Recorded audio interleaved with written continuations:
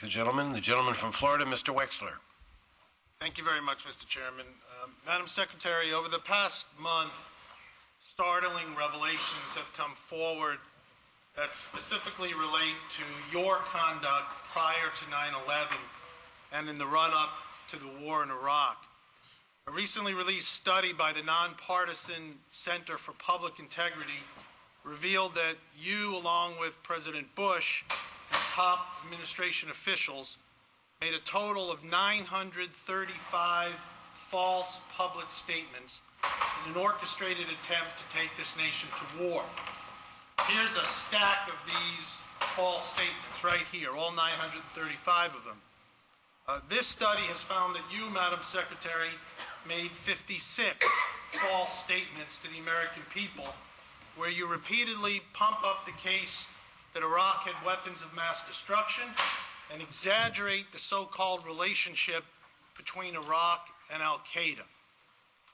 Madam Secretary, can you please tell us, isn't it true that you had intelligence that cast doubt on your repeated claims that Iraq did not have weapons of mass destruction? No, it's not true, Congressman. With all due respect, I think if you look back at the key judgments of the intelligence estimate about Iraq's weapons of mass destruction, you will see that those judgments supported the views of many intelligence agencies worldwide, the views of the United Nations inspectors, that Iraq must have been hiding something.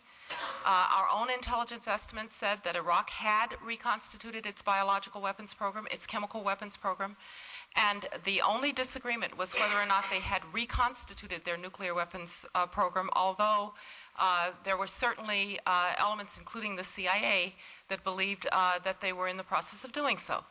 Now, Congressman, I take my integrity very seriously, and I did not at any time make a statement that I knew to be false or that I thought to be false in order to pump up anything. Nobody wants to go to war. Saddam Hussein was a threat to this country. We had gone to war against him in 1991. President Clinton had gone to war against him in 1998.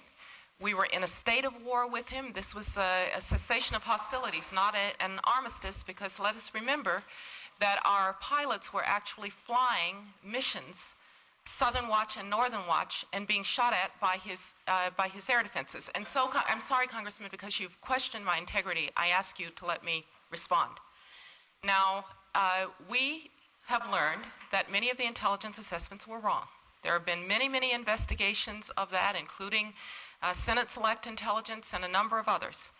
And we have gone to extraordinary lengths to reform our intelligence agencies so that they can make better assessments of situations in which you have non-transparent governments that will not answer the just demands of an international community that had sanctioned and had resolutions against Saddam Hussein several times. Secretary, so no, Congressman, at no time did I intend to, or do I believe that I did, put forward false information to the American people. I simply asked if you had intelligence that was contrary to the intelligence that you reported repeatedly to the American people that Iraq did have weapons of mass destruction. Congressman, I would suggest that you go back and read the key judgments of 2002. I think that will answer your question. Yes. The answer to the question, Madam Secretary, is that, in fact, there were contrary reports. You chose to weigh the reports Congressman, supported your Congressman, belief. no, Congressman, I chose to use, Congressman, I'm sorry, I'm going to answer this. Congressman, I chose to use what every administration uses, which is the collective wisdom of the intelligence community that is in a national intelligence estimate. I again ask you to go back and read the key judgments from 2002 about the state of Saddam Hussein's weapons programs, and I think you will see that it was the judgment of the intelligence community as a whole that he had reconstituted his biological weapons program, reconstituted his chemical weapons program, and was seeking to do so with his nuclear weapons program, and might do so within a year if he got foreign assistance. That was the collective wisdom of the intelligence community. I will be the first to say that it was not right. Madam Secretary, unfortunately, the American people were denied the opportunity to hear the other side. You may have rightfully or wrongfully reached your conclusion, but a legitimate question is, why weren't the American people told that there was contrary intelligence? Congressman, I am sorry. I sat through the briefings for the Congress and for the Senate done by the intelligence community. We were there to provide policy advice, but either George Tenet or John McLaughlin or others gave those briefings.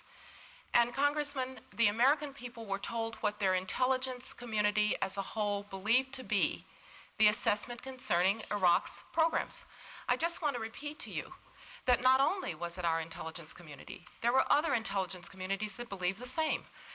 If we didn't believe that, it's very strange that we put Iraq under several Security Council resolutions numbering 16 or 17 demanding that Saddam Hussein answer for his weapons of mass destruction programs, that the Resolution 1441, which was a unanimous resolution of the Security Council saying that he had to answer for his weapons of mass destruction programs, I'd be the first to say the intelligence was not right. And we've gone to great lengths to reorganize it so that we can have better intelligence. But to claim, Congressman, that there were other things that we somehow hid from the American people is simply not right. The time of the gentleman has expired, and the gentleman from South Carolina